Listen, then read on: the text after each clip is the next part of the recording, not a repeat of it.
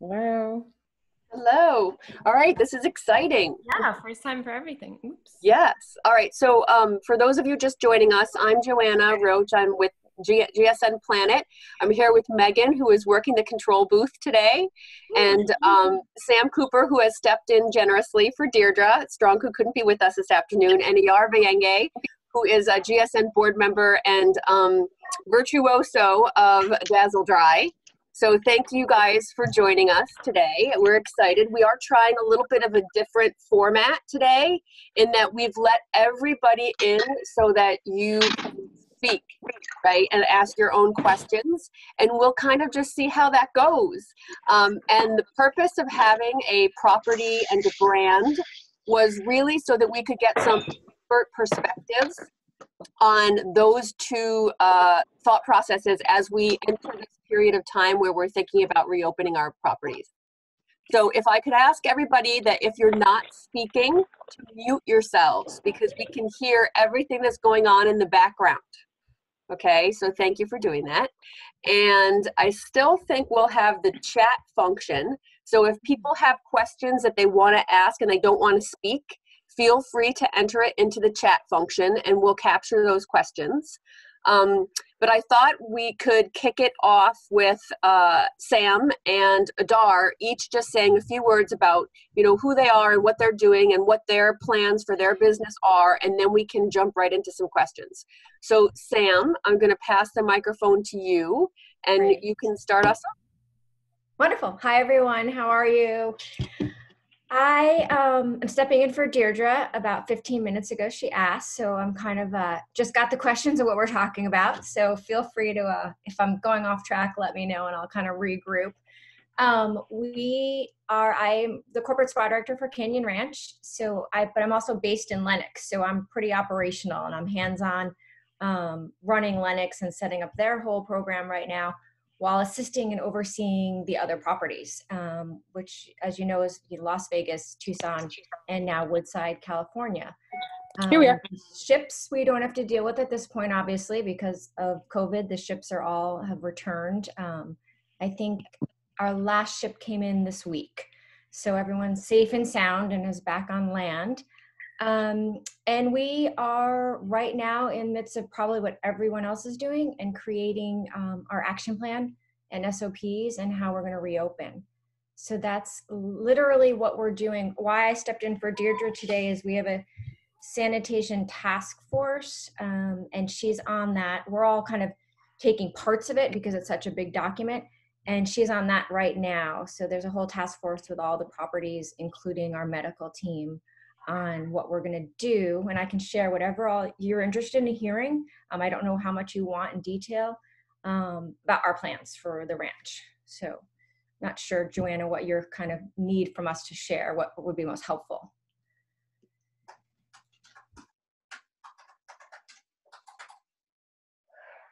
Sorry, I was muted.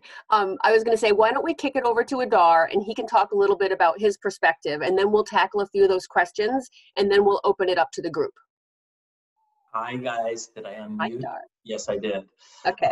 It's so nice to see so many familiar, lovely faces. I miss you guys so much.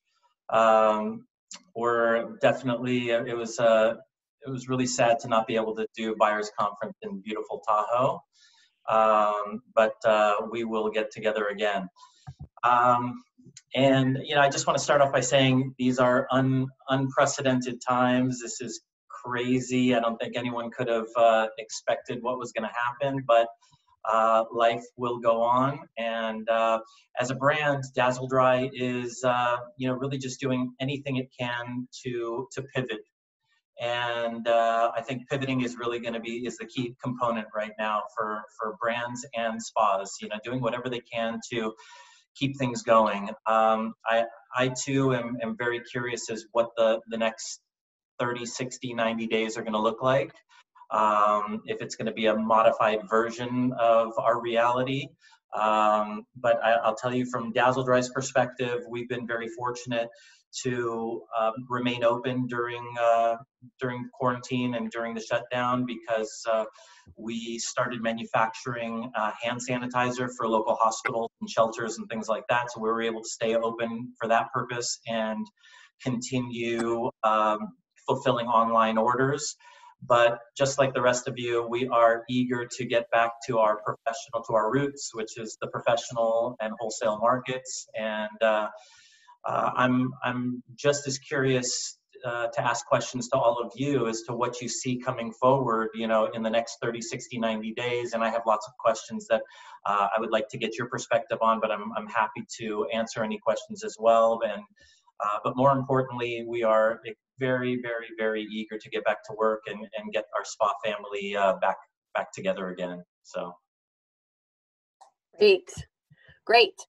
So why don't we start with like what each of you think the next 30 days is going to look like for your business, right? Because I think that that's the time frame that we're in a lot of our respective states, and sort of, you know, what is the plan and how are you, like, what's your order of operations like for the next 30 days?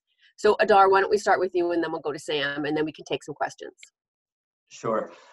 You know, for us, it's really been business as usual from the perspective of all of our business is now coming from the website, you know, direct to consumer, and the wholesale side of things has really shut down because nothing's been open. We have seen a lot of spas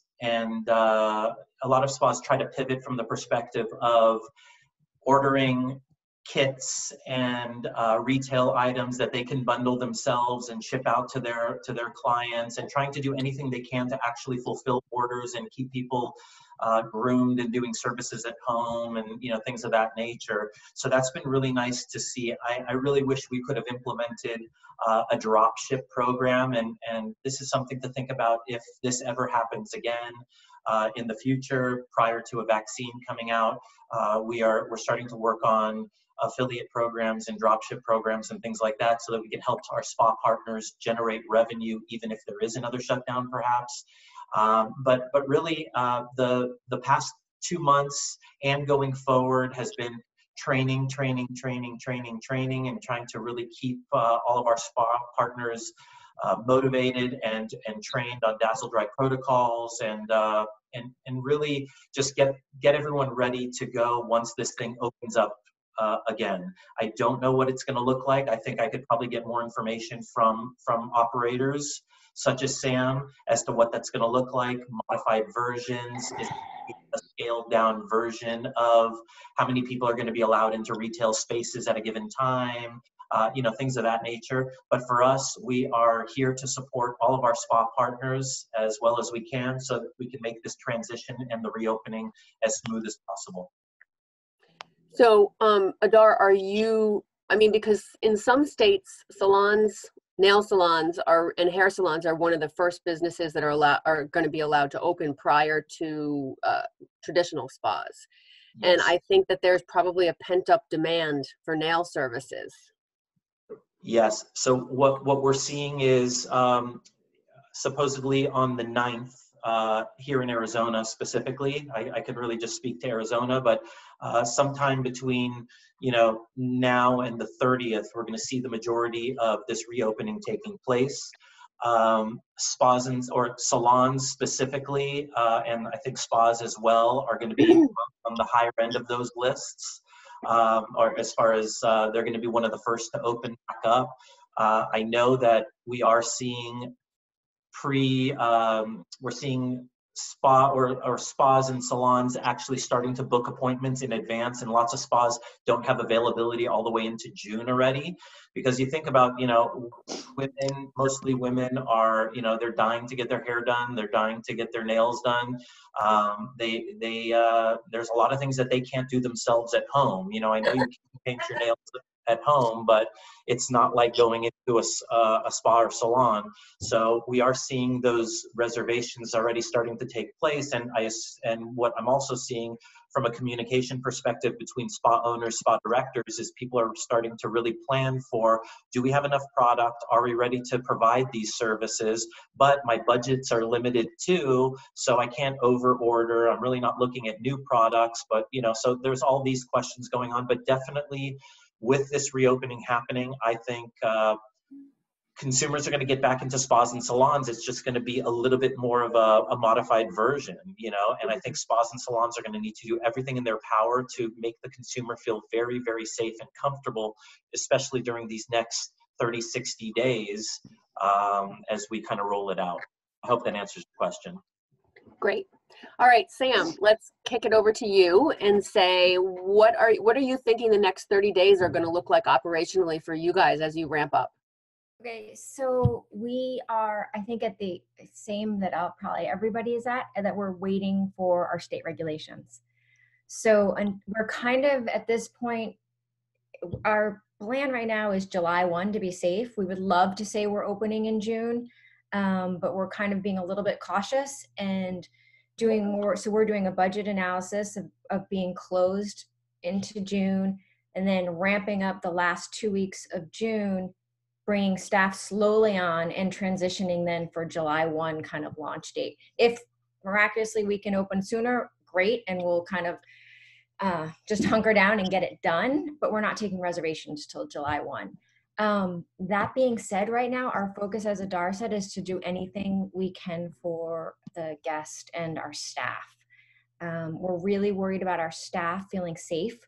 And so I've been having a lot of conversations with our team on what they want. Do they want face shields? Do they want to do facials? I don't know if anyone's seen what Alex just shared. I don't know, from Lemmy Spa. It's a kind of a facial, a shield that goes over, but you can work around it. And it has like a T-stand. It's pretty spectacular in terms of, I mean, if this can be a spectacular thing, because this is not a great situation, but in terms of, what it is, it's pretty great. So it could make someone on her team presenting what they're doing. Exactly. It's safe for the staff. And so we're looking at things like that.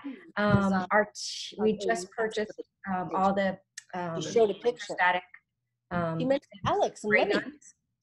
Yep. So we have all of that. So we're really gearing up right now. It's kind of trifold. Really, the focus right now is sanitation across the board. That's our number one focus: guest, staff sanitation. Whether we would love to do testing at the ranch. We're looking at that, if we can possibly do some sort of testing. But again, it's all going to be driven by state regulations. And then from an operations standpoint, what we're doing is trimming down our menu. Yes, mask you work around with a tea station. I didn't see it. You haven't seen it, you said? Can you hear me? Oh my goodness. Am I not muted? I'm so sorry. No, we can, Kim, we can hear you. We can hear you. We're just gonna, and I don't know if anybody from Lemmy's on the call, but I'm sure we can get a picture of the tea stand available at some point. That sounds amazing. You all, thank you for these webinars. Love to host it. So Alex, as of yesterday, I may be in trouble, because as of yesterday, he said to kind of keep it quiet, but he said he was launching it today. So I'm assuming it's okay to talk about. I think it's okay. Any event. So I don't think it's on their website or anything, but I'm sure he's going to send something out. No, and in full disclosure, Lemmy's participating in our virtual buyers conference, and I'm sure they're making a presentation on this product. So for those of you who want to see the product, make sure you sign up for virtual buyers. Okay. It is pretty great. So that being said, it's all sanitation. We have like, I don't know, a 40-page document right now that's being created step by step, what everyone's expectations are going to be. That being said, now we're doing modified schedules and services, as I'm sure you all are. So we're going to operate at 50% capacity, actually 33% capacity to start for our first month. And we're doing that on purpose so we can flip each room give it like an hour breather between classes, between services, between sessions to go in and sanitize. So we know we're going to be operating, we're probably going to have, we're anticipating 33% guests for the first month, then go up to about 50 and kind of progress from there. We haven't been taking appointments or anything like that. Everything's on hold. Unfortunately, our teams were furloughed, which is fine. And everybody, is waiting and eager to get back, but it's what we had to do as a company to survive this. It's not easy. Canyon Ranch is a big brand in terms of a name, but we're a small company. There's only a few properties. So we are kind of slowly what we're planning on doing is bringing back groups. So it'd be like A, B, C, D, and start with group A. And we're going to keep them separated while they're working in terms of shifts in case someone gets sick. And that way, say group C will not report to work for 14 days. So we're implementing all these kind of safeguards, I guess you would say. Mm-hmm. And then fitness classes, we're going to limit those right now, we think, to 10. But again, it's hard to tell you guys what we're really doing until we get the laws. Right. It's a little tricky. Right. And Sam, will you open all of the properties at the same time? But because I don't think the states are going to all have the same sort of timelines. We assume Arizona is going to open first. They seem to be, far better. As everyone, Lenox being so close to New York City, probably last. Right now in New York, I don't know who's from New York right now, but I was down there the other day, and we were driving out, and the park was packed. There was no social distancing, which was really alarming to me that we might end up back where we were, which won't be great for the properties like right outside the city. So it's kind of a waiting game. We assume everything's going to open staggered for the properties though. Okay, great.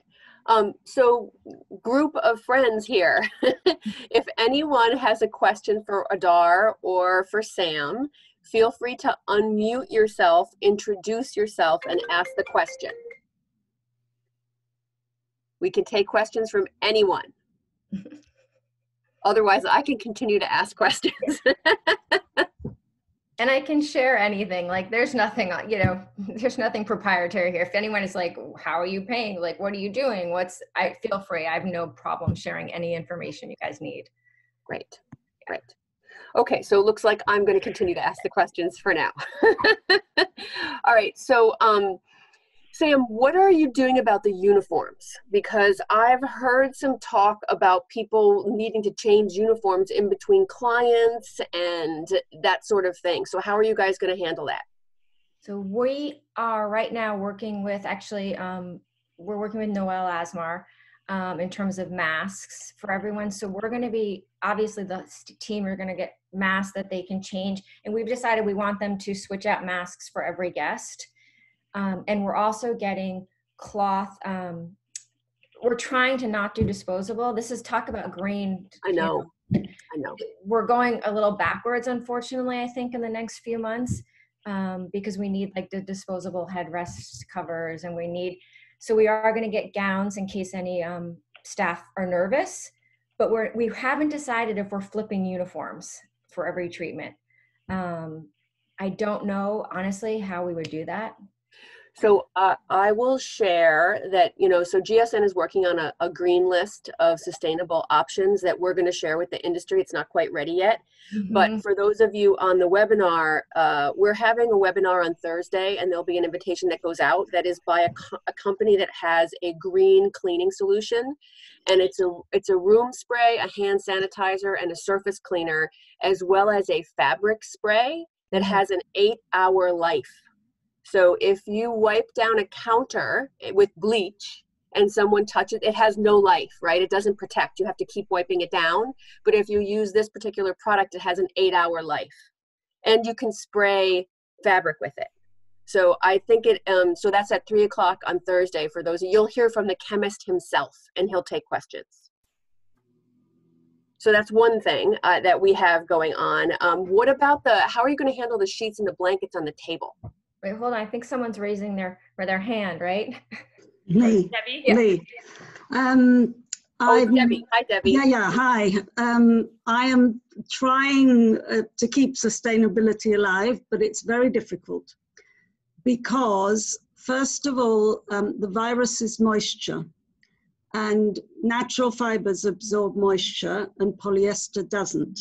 And polyester has natural hydrophobic qualities, which is a real issue, having spent my life trying to become more sustainable. However, I'm working on a few things. First of all, on a potentially already treated fabric that you can wash 50 times, treated with a virus shield. I'm thinking of making massage bed sheets that you then can remove. The virus is killed at 140 Fahrenheit with agitation and soap, not just hot water, you need soap. So trying to work, even if it's polyester, on something that at least has 50 washes, so that, and also in terms of it'll still go into landfill, but it still won't biodegrade. But at least if you've used it 50 times instead of once, I think it's better. And also price-wise, there's a considerable cost saving because it's going to cost a lot less than disposable.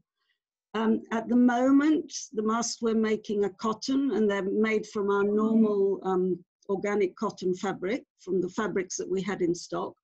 But actually they are not fully hydrophobic, but at the moment I'm looking at a hydrophobic filter to put in between, so that will block the moisture. It takes a long time, that's the only thing. So solutions are not available. I mean, our first production order is just coming in this week, and we started on the 16th of March. So it's taken this long to get this far. But there are new fabrics coming into the market. I mean, funnily enough, made in the UK, which is unusual. But this one fabric that I've got, also we're going to make aprons from it. It's plastic basically, but it's washable. And we're going to make aprons that are attractive because we're trying to print on it to make it look nice. And then that you could wear on top of your uniform, and you could change that rather than changing your entire uniform. But it's still all in development. But I'm afraid polyester is the solution. Yeah, I know. I think that there is a real concern in our community in particular about the situation with things being more disposable rather than less. And I think one of the opportunities that we have here is to try to collectively come up with things or identify things that have less of an impact on the planet, as opposed to more of an impact. And there is another company that I'll mention called Urban Nature. I don't know if any of you know of them. They are actually based out of Germany, but they also have biodegradable plastic items that are incredibly good and healthy for the environment. He's ex Six Senses. He worked for Six Senses for many years. Suhail, Yep. And so the reason I recommend him is that we also, GSN has been looking at, because this came to us through some massage questions. It's a sheet. It's a plastic sheet. It looks similar to a garbage bag, but you can put it over the table, over the heated pads, so that you don't have to change that every time you throw away the sheet, right? So you would put your regular sheets over this plastic sheet, and this plastic sheet would completely take care of the table, but the plastic sheet itself is biodegradable and it's very inexpensive. So he's got a great online catalog, and he'll be included in our list as well. Urban Nature. I think he's based out of Germany. Yes. So we have some questions on the side here. I'm going to look. What would we do with polyester besides put it into the landfill? Well, I think it can't be recycled, right, Debbie? No, well, yeah. Well, so here's the complication. If it's been exposed to coronavirus, are you going to wash it before you put it in landfill?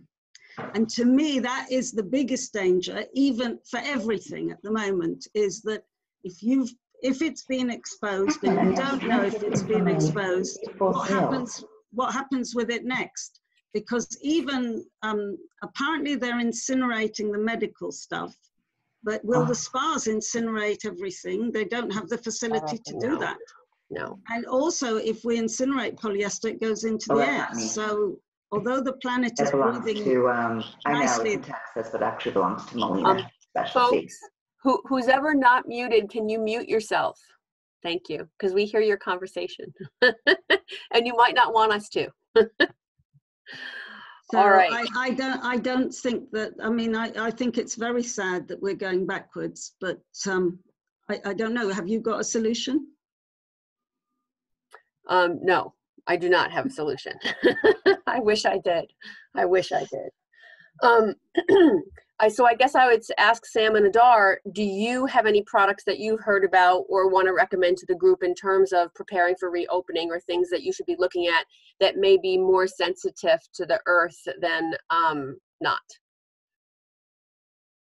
Anybody? I mean, you know, the reality is and just what Debbie touched on as well, and I see Bonnie made a comment as well in the chat, is that we are going backwards, you know, and it's not because of lack of desire to become more sustainable. We're going backwards because we're dealing with a pandemic and a beast that no one knows how to deal with right now.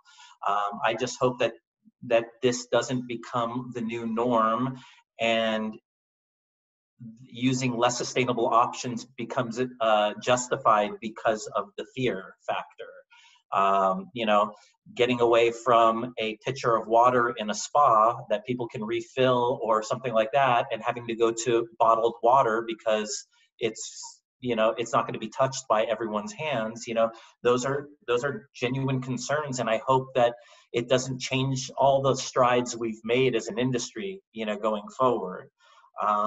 You know, from my perspective, I'm hearing a lot, and I'm curious what everyone else thinks in regards to, aside from sustainability, is can we ever get back to 100% capacity if we have to take space into consideration? If we're going to only be able to allow 25 to 50% of capacity into a retail area in a given time, you know, how is that going to impact the industry? Are facials going to even be able to be done because of the close proximity of esthetician to client? I understand that nails and hair, you can create some space, you can wear a mask, you can wear gloves, you can even create partitions in some kind of capacity, but I'm more curious about facials and massage and the close proximity of people and the fear factor and the perception of breathing and, you know, germs and things like that. Will it ever, not ever, I shouldn't say, but, you know, until there's an antivirus, you know, what's that going to look like? Or we just have to get ready to work at max capacity of 25 or 50%, and tables in restaurants are going to have to be staggered out, and salon chairs are not going to be right on top of one another. You know, these are things that I constantly think about, and I'm kind of curious what everyone thinks in that regard. Great question.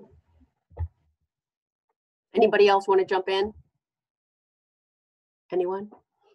Anyone? We have shy people today. I'll jump in here, Joanna. Hi, everybody. Hi.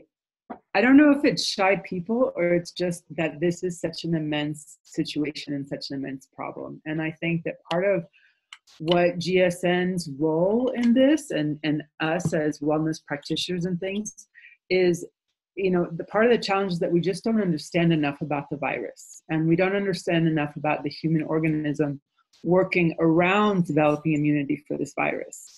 So, you know, there's a lot to be talking about in terms of hygiene and how we go about sterilizing and how we go about protecting each other. But there's the whole other part that is, how do we begin to reconstruct our lives with, you know, still having interaction, with still being able to trust, you know, one another and each other's establishments and places of employment, that you know, that we're really taking the precautions that are necessary, but also still allowing this interaction. And so, you know, I like Professor Jonathan Paul's question about, you know, how long will it take to reestablish Gaia? Well, you know, we're not going to get there any faster if we keep looking for ways to protect and you know, hold back. There's got to be also the the ability to move forward in, developing a certain type of natural immunity and developing ways for us to still interact. So I know that's not answering the questions, but I think that, in the space of GSN and how this community can continue to have this conversation, it's, what else is out there in terms of us understanding our interaction with nature and natural systems and how our body responds to this that we're still not understanding and we're not exploring enough. I think, it's going to be very interesting for us to go forward and looking at how business owners and professionals are saying, okay, these are the materials that we can use, but that are still good for the planet. And these are the activities that we can do to protect, but that still allow us a certain level of contact and interaction. And then there's the new discovery piece, through understanding how does the earth function in terms of protecting itself and also protecting us as evolutionary, components of it. So I think there's a lot of discovery that we're left to do, and not coming from a place of fear, but coming from a place of discovery around it. Right. No, I agree with you, Bonnie. And I'm pleased to hear that nobody on this forum is talking about taking people's temperatures and getting certificates and some of those other very extreme measures that I think sort of challenge our personal freedoms and I think are not going to be super productive to having a society that trusts each other. And I think that if we need to learn to trust each other and trust the planet and take care of all of this at the same time. And I think that, the wellness industry, our spa industry, this is such a natural conversation for us to be having because it's our job, right? It has been our job for a long time. That we are here to nurture each other and nurture the planet. And I think that we have to try to continue to make that a guiding principle, right? Joanna, it's Karen Ballou. Hi, Karen. How are you? I'm great. How are you? Welcome. Thank you. Hi, everyone. For those who may not know me, I'm with, my brand is Immunicology. And I just want to say that conversation you just had, Bonnie, was, I thought, spot on. One, because there is, as Adar said, there's a lot of fear. But I think one of the things that I want to share with you all that, immunicology is exactly kind of in an amazing place, because I always knew that the name was a little odd, but I was really concerned about our immune system and having had cancer. And this is not to make a commercial for immunicology, but I do want to make a point that I think that our skin biome, and I think that our barrier and what we are doing in our industry has to be looked at very carefully, because if we can protect our skin's biome, right? And we can work and understand our skin immunity, which it's not about the outermost layer of the epidermis, but it's about what happens if the skin breaks open. What are we doing? How are we protecting that skin? And so as a profession, I think there is a little bit more to be learned about the skin's immunity and what we're doing to protect it. So I just want to say that that's the new generation that's going to be happening. And we talk all about the skin. We talk about immunity through our bodies and what we're doing for the body. And we're in the business to touch the skin. And so we have to be really thoughtful about that. And I think that the cover is great. It's a wonderful thing to see the innovation, but it also goes back down to, we do a lot of peels on skin. We do a lot of things that are going to take those layers of skin off and make the skin more susceptible. So we have to be thinking more about that side of it, because it is the immune system that we have to be careful of. So I just want to share that with all of you. Mm-hmm. I just did a section this morning on the skin's immunity. And again, it's not about cure, it's about protection and about hydration. And that's, where immunicology comes in, is working on that level. So if I could be of any help to anyone, I'd be glad to do that. Thanks, Karen. Thank you. But I think this sort of introduces another topic that we can talk about, which is, what are people feeling or thinking about? What are people thinking and talking about in terms of treatments that can boost immunity? Sam, have you thought of introducing any of these into your spa menu? Yeah, that's what we're doing right now. We're going through our menu and trying to be really thoughtful on. We're going to be doing a lot of healing energy work. We're actually going to try and get more. Not that we don't want to touch. We're obviously going to do as much touch as we're allowed to by state regulations and the government and what's safe for our staff and guests. But we're working with a lot of our healing energy practitioners and creating services that are going to be more geared towards getting people back to themselves and grounded and feeling safe and nurtured. So we're anticipating seeing a big growth in healing energy and a lot of outdoor activities. So although this is as we're saying, stepping backwards in terms of the green initiative and doing what's right, I also see it as a wake-up call that we actually have seen the Himalayas again, and you can see it's dissipating, and I don't think no one knew how quickly that could happen. So although we might be having for a little while to be using some things that aren't perfectly wonderful and we're a little sad about using perhaps, I think there's another statement to be made, or another kind of, I don't know what the word is, a little bit of hope maybe that we can actually make some changes, and when we do put some effort into things, what can happen. Mm-hmm. So I kind of see it as a blessing in an awful situation. Mm-hmm. I agree. Thanks, Sam. We have a question from Michelle F. So Michelle, feel free to unmute yourself. Hi there. Thank you so much. I'm Michelle, and I'm with Rosebud Woman. We're a plant-based intimate care line, and we're in Canyon Ranch in Las Vegas. So thank you, Canyon Ranch. One of the things, because I run the commercial side of the business, is I'm utterly aware of the impact on this to everyone. And yet at the same time, in working on, growing the business, I'm wondering, what do you feel that communication cadence is in being responsible and respecting the current landscape to also reaching out as a brand?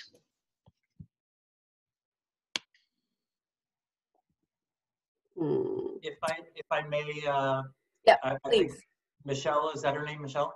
Yep. Amazing question, Michelle, because I think, over the last 2 months as a marketing team, we've been talking about tone a lot, right? These are sensitive times. A lot of people are out of work. A lot of people are hurting terribly,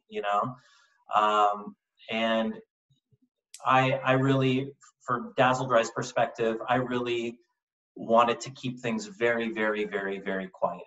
I did not want to push the brand at all, because I felt like it would be viewed as a slap in the face to so many people that have been furloughed and hurt, and are struggling to be trying to jam products down their throat during a time like this, right?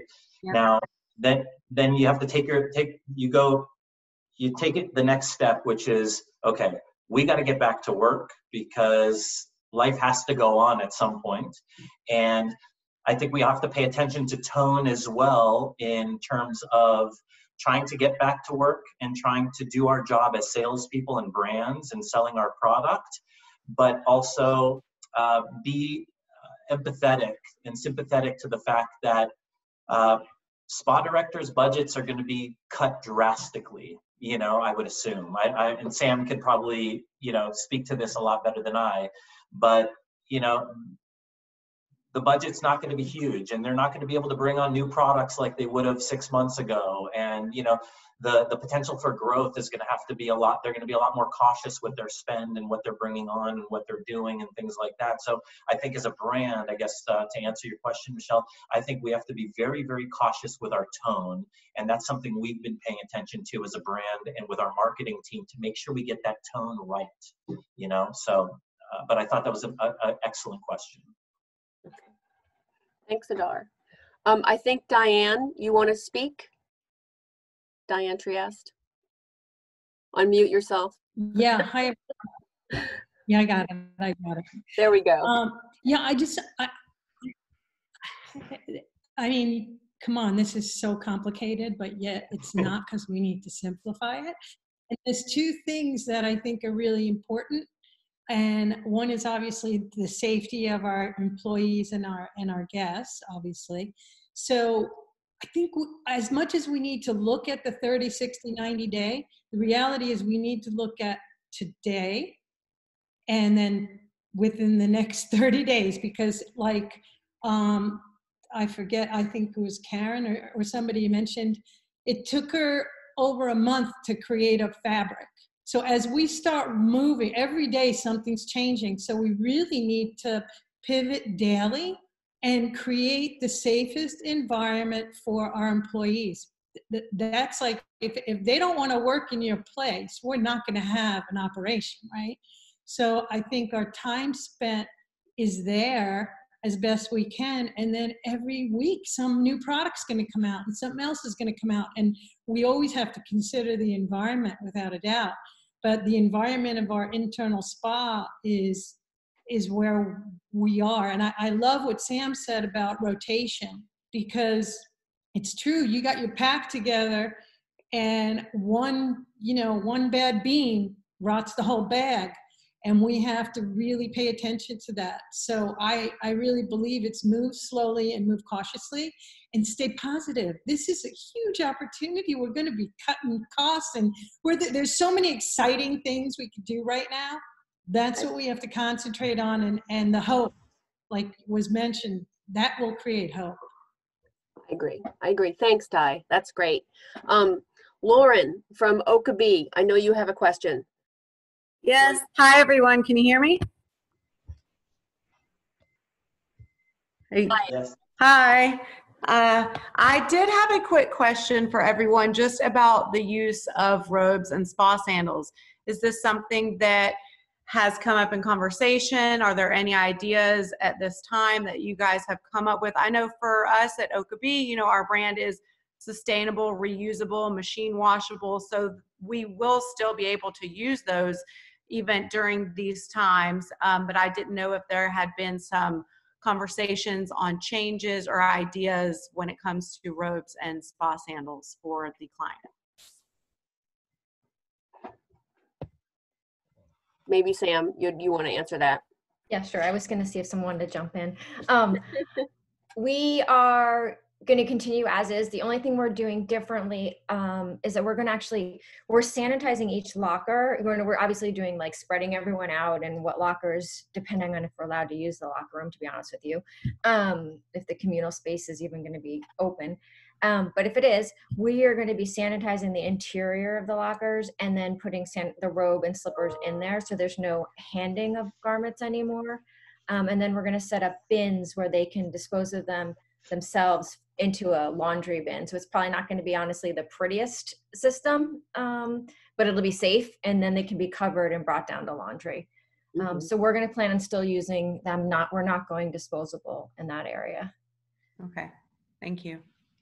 Right. Hi, this is Maggie. Can I jump in? Sure.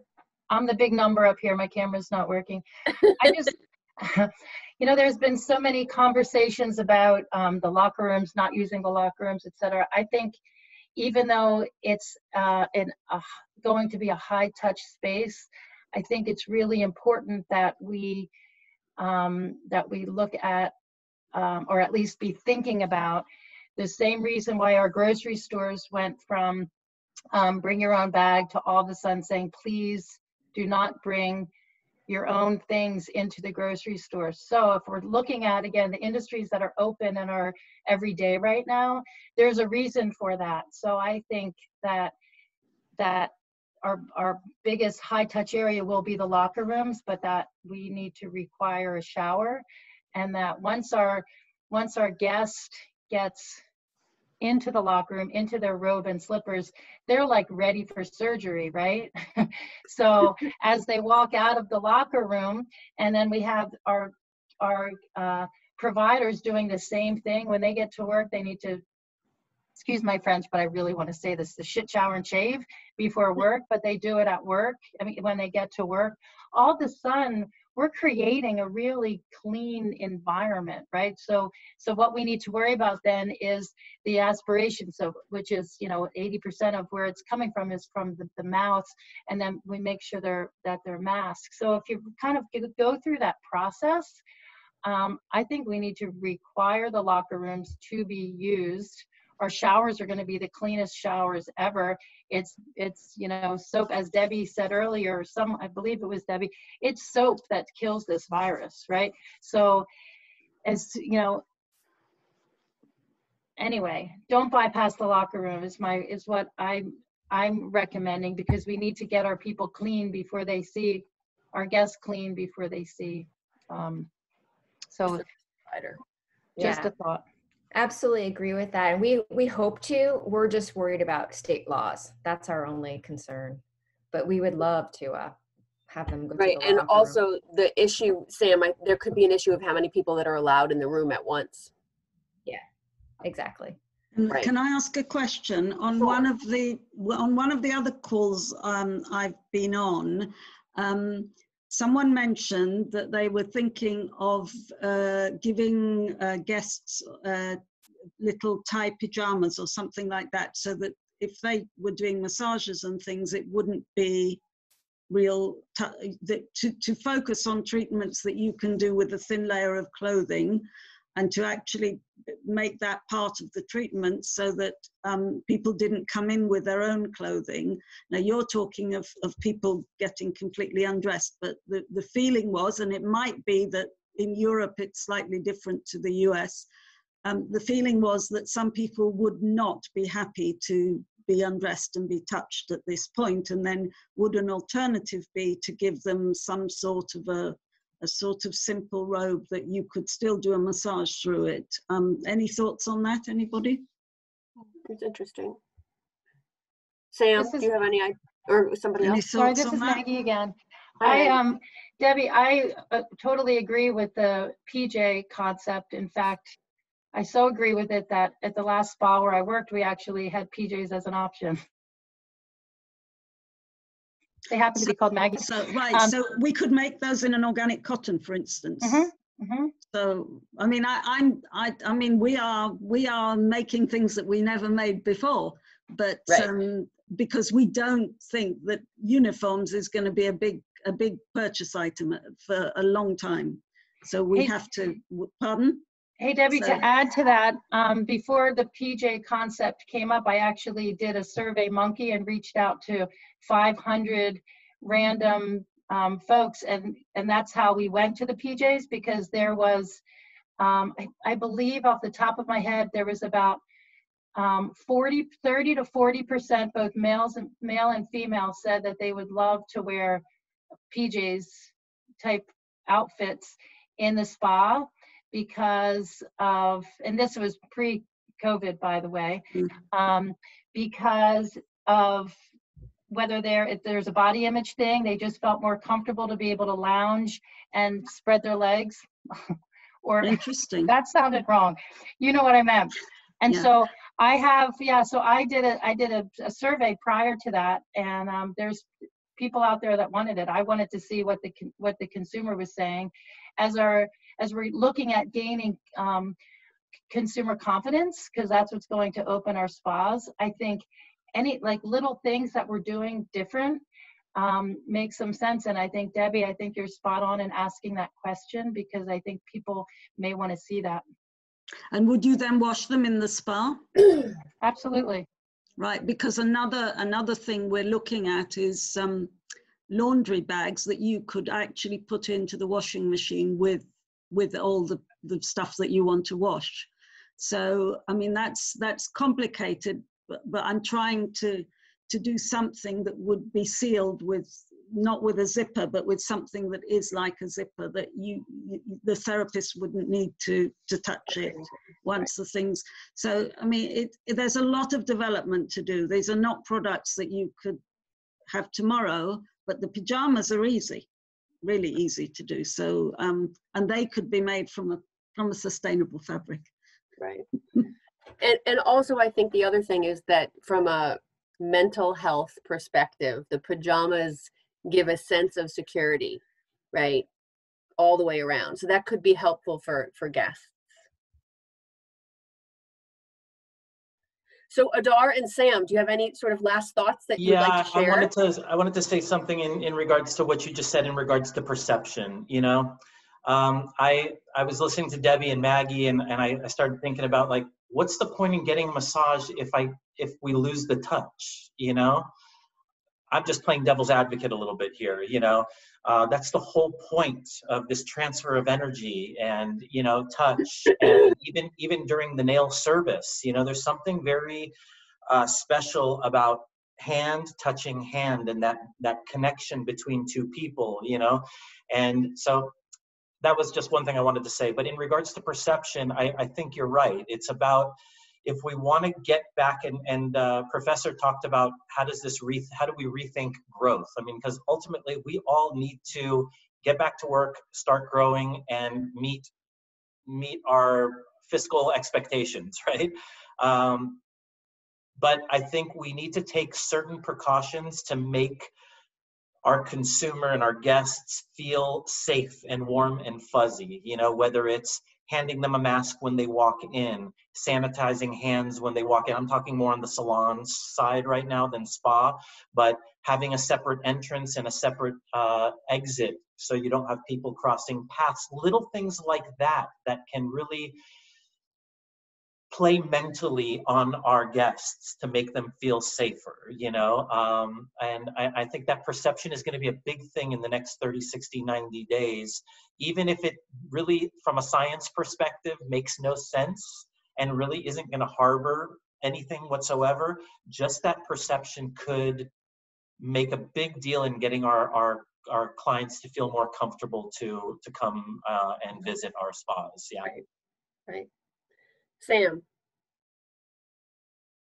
Yeah, I think Adar just nailed it. That's what our goal is, that we want to still touch our guests. And we're going to figure out whatever we can do to make sure we have that connection. And the thought process of, we're creating like pathways for people to walk throughout the spa so they're not crossing each other.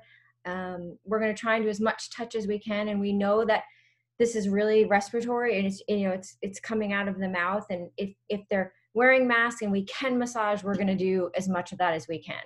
So our goal is to get back to whatever this new norm is as soon as possible, with still giving as much as we can to the guest, as long as everyone's being safe. So that's kind of our thought process, and we'll see how it all plays out. I think I don't know, Bonnie or someone said, or maybe Di did, one day at a time. You know, it changes every I feel like every email comes through, we're being asked or questioned about some protocol and how we should change it. So I think it's going to be a learning curve for all of us. And I want to thank everyone. It's a pleasure to speak with you guys. Thanks for jumping in, Sam.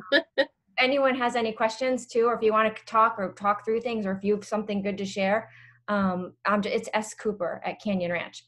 So please, let's all keep in touch. Yes, critical times. Thank you. Would anybody else like to say anything before we sort of sign off here today? Anyone? All right. I miss these faces so much, especially Sharon's right there. I miss you guys so much. Yes. It really like hurts my heart. I'm serious. I miss you guys so much. Joanna, this format is not only incredibly informational and just to be able to bounce ideas and put different perspectives out there, but also the joy of seeing these faces to do it in this format it's really powerful. Good. I'm glad you're here. Thank you. Thank you. Good. Big hugs. Thank you. And I was going to jump in. Oh, Jonathan, go ahead. Oh, sorry. Yeah, no, this is wonderful. Great community, and thank you for the information in that. But again, we're in this planetary pandemic pause, which has really caused us to pause. But what are, again, the rhythms of nature that are going to be here? So anyways, I really am thankful for what you're doing. So but I look forward to seeing masked PJs. That should be interesting.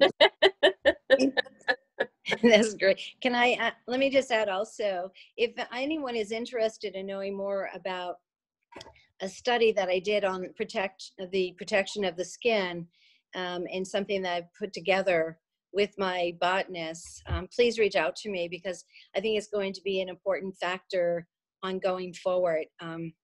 Again, this is about information that I've been able to get, and don't want to take everyone's time up right now, but if you want to know more about that, please reach out to me. Thanks, Karen. Thank you. All right. Thanks, everyone, for joining us. Good rest and sleep. Yes. Namaste. Bye, all of everyone. you. Thank you. Have a great day. Thank you. Bye-bye.